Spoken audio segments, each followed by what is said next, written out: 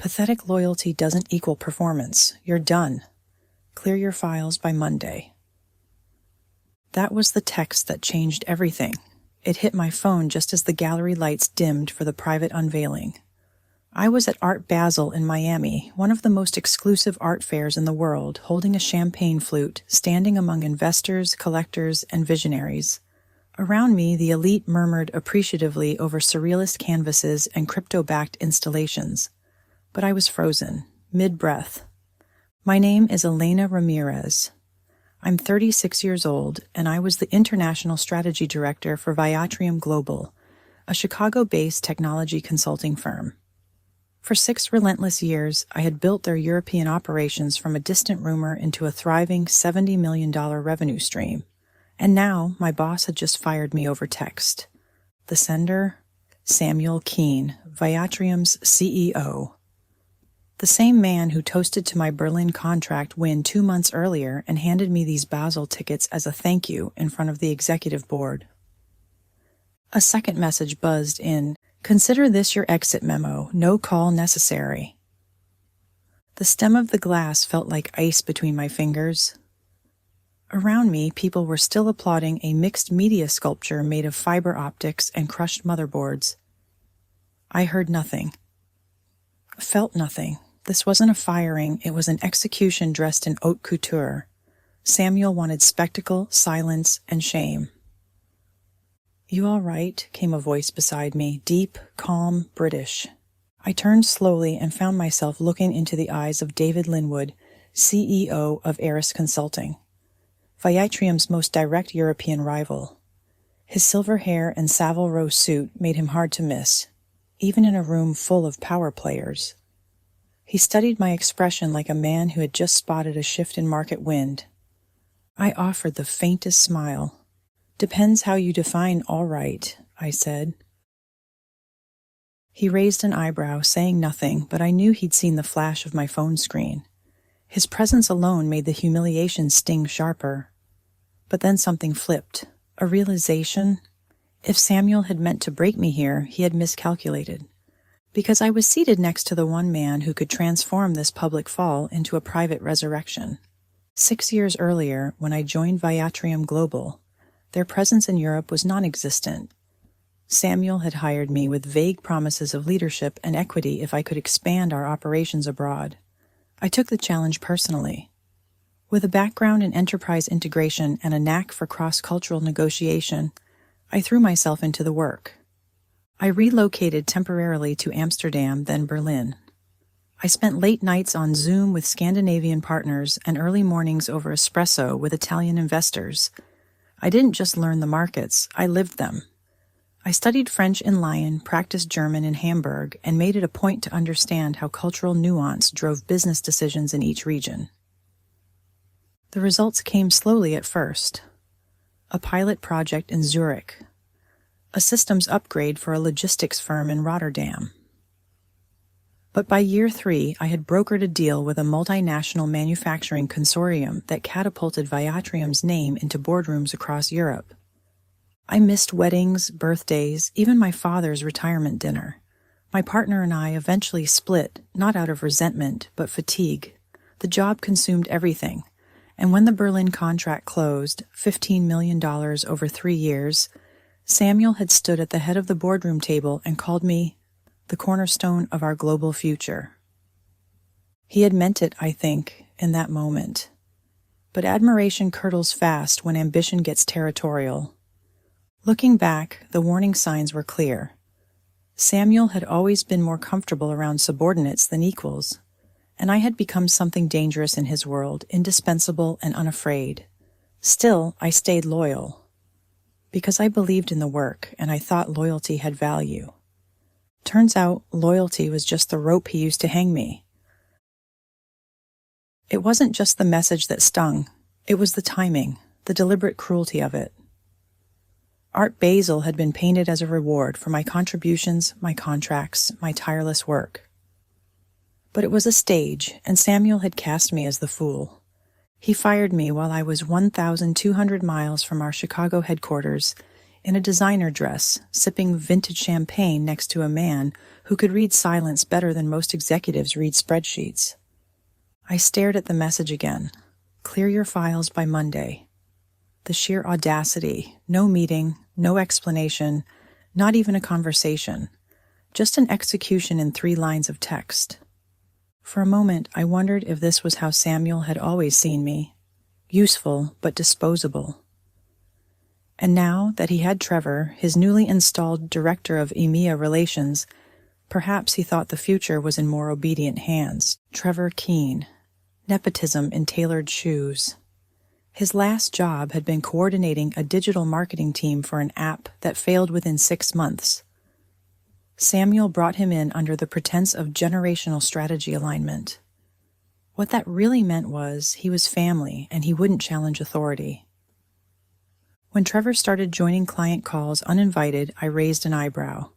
When he began forwarding meeting invites without context, I raised concerns. Samuel brushed it all off. Elena, you don't need to micromanage. Let the team evolve. And now here I was, blindsided at an international art fair, with my access likely already revoked and a corporate obituary drafted before I'd even left the building. But Samuel hadn't anticipated who I'd be sitting beside, and he certainly hadn't counted on how fast trust, real, earned trust, can pivot when handled carelessly. David Linwood didn't speak right away. He just observed, as if cataloging the pieces of a tableau only he could see. There was something about his calm, not aloof, but steady, like a man used to disruption, but rarely caught off guard by it. I imagine that message wasn't a party invitation, he said at last, nodding toward my phone. No, I replied. It was an eviction notice, professionally speaking. David gave a low hum, more thoughtful than sympathetic. Then I'd say your former employer has a terrible sense of timing. I studied him, weighing my response. Eris Consulting had been circling Viatrium's client base for years, and David had a reputation for ruthless elegance. Never messy, always effective. He didn't poach, he positioned, and right now I could see the gears already turning. He looked at me like an asset suddenly unclaimed. Why don't we step outside? He suggested, already half-turned. This place is too loud for a proper conversation. The gallery's rear terrace overlooked the bay, dimly lit with string lights swaying in the ocean breeze. We leaned against the railing, the distant sound of yacht parties layering over the hum of conversations inside. I didn't spill everything, not yet, but I gave him enough. A summary of my role, the abrupt firing, the internal politics I hadn't yet untangled but could smell from a mile away. He nodded thoughtfully. You built that division yourself? From scratch. And now they think a legacy placement can replace you? They don't think, they follow orders. A pause stretched between us, heavy with consideration. I'd like to hear more, he said. Dinner, my driver's downstairs. I didn't even hesitate, because I wasn't just out of a job. I was out of illusions. And David Linwood wasn't offering sympathy, he was offering leverage. Dinner with David was not a conversation, it was a chess match disguised in silverware and candlelight. He asked precise questions, never overstepping, but always nudging. And I answered with equal precision, offering just enough to paint a picture, but not enough to hang a frame. Samuel was never going to let anyone share the spotlight, I said, as we finished dessert. And I had stopped dimming my light a long time ago. David smiled slightly. And Trevor. I exhaled through my nose. An empty suit with the right bloodline. The next morning, before my flight, I pulled out my laptop at the hotel's rooftop lounge. I started building a file, not of revenge, but of value. My client contacts, their preferred cadence of communication, their pain points, and how I had solved them. Not proprietary documents, just institutional memory, the kind that lives in the space between contracts. Then I began cross-referencing names from recent meetings. Trevor had been showing up to calls I wasn't invited to. I flagged 3 clients who had become noticeably distant in recent weeks. It clicked. He was being positioned as my successor long before Samuel sent the text. When I landed in Chicago, I called my attorney. We reviewed my employment agreement line by line. My non-compete, only enforceable within 100 miles of Viatrium's headquarters, and only against direct competitors. Eris was based in London. Clear. By Sunday evening, I had drafted a quiet transition plan, one that involved a lot of listening and absolutely no scorched earth. My former clients had built trust with me over years. I wasn't going to ask for their loyalty. I was going to earn it again. And then, one more layer, I reached out to a former Viatrium colleague, someone in finance. She confirmed what I suspected. Samuel had been diverting internal funds to build a separate Europe Light operation under Trevor. His plan wasn't just to replace me. It was to replicate my entire model, then sell it to a private firm in Munich. He wanted to cash out.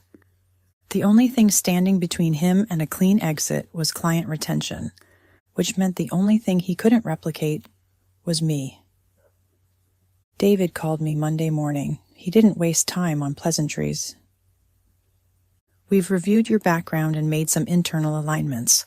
I want to make a formal offer, he said, Director of North American Strategy, with an eye on building a transatlantic bridge. The terms were more than generous, an equity package, a relocation allowance, and the autonomy I had been denied for years. But what sealed it wasn't the money, it was the sentence that followed. We want to build around your knowledge, not bury it. I told him I'd consider it, not because I had doubts, but because I wanted to finish what Samuel started, on my terms. That same day, I began scheduling quiet calls. Klaus from Hamburg, Marianne in Lyon, Sanjay in Rotterdam. I asked how things were going, offered my thanks, and listened carefully to the silences between their words. Marianne said it outright. Trevor doesn't understand our culture. He speaks too much and says too little. I didn't pitch Eris. I didn't pitch myself. I reminded them what we had built and that I wasn't disappearing, not if they didn't want me to. By Friday, David and I finalized the agreement. The ink was still drying when he sent me one final message. Time to let gravity do the rest. And I smiled because Samuel thought he'd clipped my wings. He hadn't noticed. I had already grown a second set. Monday morning arrived in Chicago, gray and cold, the kind of day that wraps around your bones and whispers, "Let go already." I walked into Viatrium's offices for what I knew would be the last time. The reception desk was staffed by someone new. They didn't know who I was. That felt appropriate. I stepped into the conference room where Samuel, Trevor, and Patricia from HR were waiting. Samuel stood overly enthusiastic, as if he hadn't just burned a bridge via text message. "Elena," he said, spreading his arms like we were old friends. "How was Basel?" "Clarifying," I replied, taking a seat. Patricia slid the termination papers across the table. Samuel watched my face as if expecting a scene. "You'll find everything in order," he said. "Standard severance, NDAs, return of property. We've decided to pivot the European strategy under Trevor's leadership." Trevor offered a tight-lipped smirk, his tie slightly askew, his eyes too proud for someone who hadn't earned his seat. I nodded calmly and signed. No argument, no parting speech. Just ink and done. Samuel looked thrown. I have to say, I expected more pushback. "There's no value in resisting a decision already made," I said, standing. "I wish you the best." What I didn't say was that over the weekend, Eris had filed the legal paperwork to establish a U.S. division. What I didn't show was the agreement signed on Friday, already in motion. I packed up my desk methodically, item by item. Trevor walked past me twice, loud on purpose, referencing international strategy to anyone within earshot. I said nothing. I didn't need to. Because while he was fumbling buzzwords, I was already being BCC'd on client feedback. By Wednesday, the first tremors hit. Klaus forwarded me an email Trevor had sent, filled with jargon and incorrect data. "Is this the direction Viatrium is taking?" he asked. Marianne reached out next. "He doesn't even pronounce our company name correctly. I've asked your replacement to be removed from our file." The cracks were growing, and no one inside Viatrium had the toolkit to patch them. Friday morning, I sat in my new office, still bare bones, but real, and reviewed our CRM. 4 client transition agreements in progress. 2 more pending legal approval. I didn't make a single call to invite them. They came to me. Samuel thought he'd stolen my division, but he hadn't realized I was the division. By the following Monday, the tremors had become waves. Klaus formally requested a renegotiation of his contract with Viatrium, citing leadership instability. His legal team copied Eris on the correspondence. It was the first visible crack, and it wouldn't be the last. Samuel sent a terse internal memo urging calm and reiterating the company's confidence in Trevor's strategic vision. The language was bloated with corporate filler, synergy, evolution, value proposition, but it read like panic. Trevor, oblivious or arrogant or both, continued his theater. He announced a European client listening tour even though he barely spoke French and had never set foot in Berlin. I heard through the grapevine that he tried to reschedule a quarterly review with Marianne to accommodate his Pilates class. Meanwhile, I listened. Every call I took was about context, what we had built, what was at risk, and what it would take to maintain continuity. I wasn't pitching Eris. I was reminding clients of who they had chosen to trust. And trust, unlike contracts, isn't transferable. By midweek, Sanjay from Rotterdam initiated a complete transition. "We signed with Viatrium because of you. We'll follow your lead."